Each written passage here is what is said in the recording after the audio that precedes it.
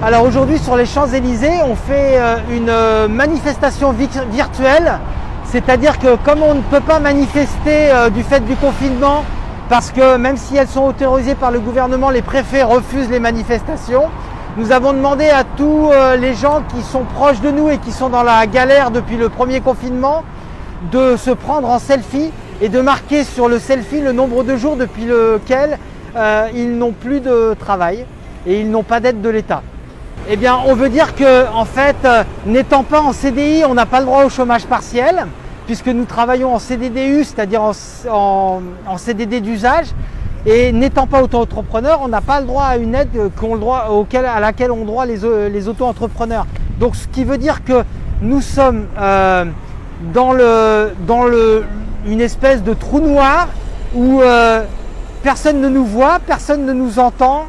On a eu des rendez-vous avec des cabinets ministériels, mais ça n'a rien donné.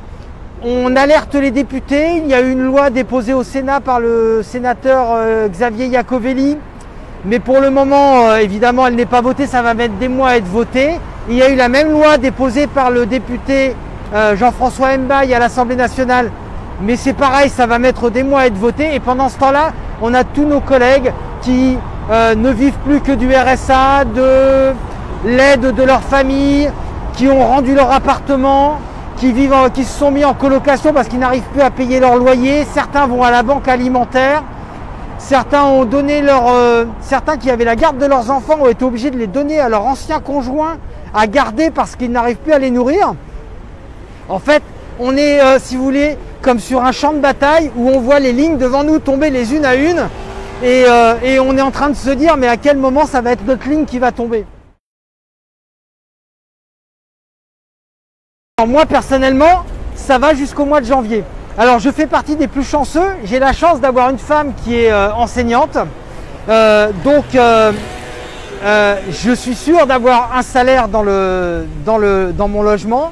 Mais quand je suis allé voir Pôle emploi pour leur demander qu'est-ce qui allait se passer quand j'allais plus avoir de droits, pour vous dire, j'ai plus de droits à fin janvier. Donc, comme j'ai pas travaillé du fait du déconfinement et de la crise, j'ai pas pu renouveler mes droits, donc je n'aurai plus de droits. Eh bien, on m'a répondu, mais il va falloir vous habituer à vivre avec le salaire de votre femme. Donc voilà la solution. Et moi, je suis un des plus chanceux parce que j'ai une femme qui a fait des grandes études et qui a un bon salaire dans l'enseignement. Mais imaginez, j'ai proche de moi un couple, les deux travaillent dans l'événementiel. Donc les deux n'ont plus de droits et les deux n'ont juste le droit au RSA pour le couple. Pour le moment, on n'a rien réussi à obtenir. Si, on a réussi à obtenir le projet de loi dont je vous ai parlé tout à l'heure, des rendez-vous avec les cabinets ministériels, mais concrètement, aucune aide concrète.